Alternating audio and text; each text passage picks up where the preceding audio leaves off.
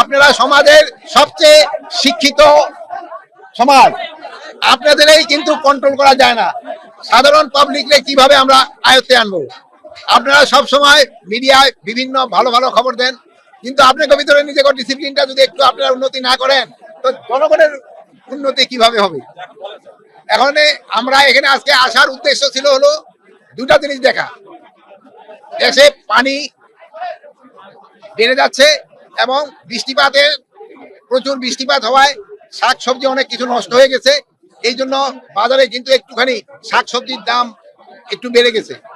কিন্তু ওদিক দিয়ে আবার আলু, আমাদের স্টোরে প্রচুর আলু পড়ে রয়েছে, কিন্তু আলু অত লোকজনে কিন্তু পাচ্ছে না। কৃষকেরা আলুর দামও পাচ্ছে না।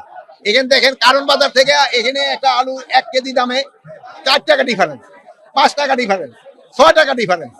এত হয়, ভোক্তারাও যেরকম ক্ষতিগ্রস্ত হচ্ছে, কৃষকও কিন্তু ক্ষতিগ্রস্ত হচ্ছে। কৃষক যদি আলুর দাম না পায়, আগামীবার তারা কিন্তু আলু বুনবে না। আলু না বুনলে কিন্তু আবার আলুর দাম বেড়ে যাবে। তাই প্রত্যেকটা ভোক্তারও যেন সুবিধা হয়, কৃষকের জন্য সুবিধা হয়, ওই পর্যায়ে কিন্তু একটা দাম রাখতে হয়। কিন্তু আমাদের দেশে দেখা যায় যে মধ্যস্বত্বভোগী যারা আছেন তারা একটা কিন্তু দামটা অনেক বাড়ায় দেয়। কৃষকও ভালো দাম পায় না, ভোক্তারাও বেশি দামে কিনতে হয় না।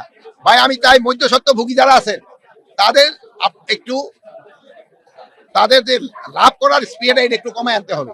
আর মধ্যস্বত্বভোগীরাই কিন্তু উচ্চ শ্রেণীর, তারাই কিন্তু সমাজের উচ্চ শ্রেণীর এবং তারাই কিন্তু বেশিটা লাভ করে যায়।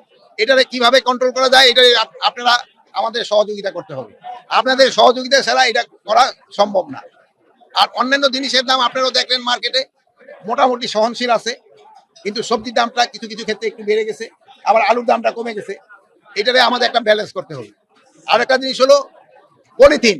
পলিথিন কিন্তু একটা জানেন, এই পলিথিনের জন্য কিন্তু এই যে আমাদের মাটি নষ্ট হয়ে যাচ্ছে।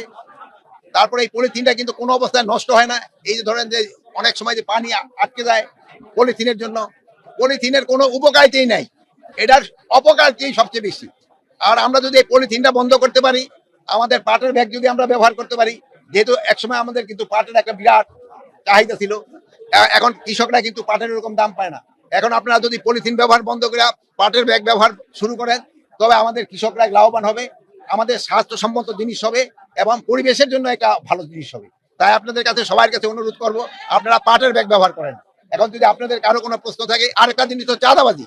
এই মোহাম্মদপুর মিরপুর এলাকায় চাঁদাবাজিটা একটু বেশি হয় সব সময় রিপোর্টিং। এটা চাঁদাবাজিটা কিভাবে কন্ট্রোলের ভিতরে আনতে হবে, মানে চাঁদাবাজি, কোন চাঁদাবাজকেই বাংলাদেশ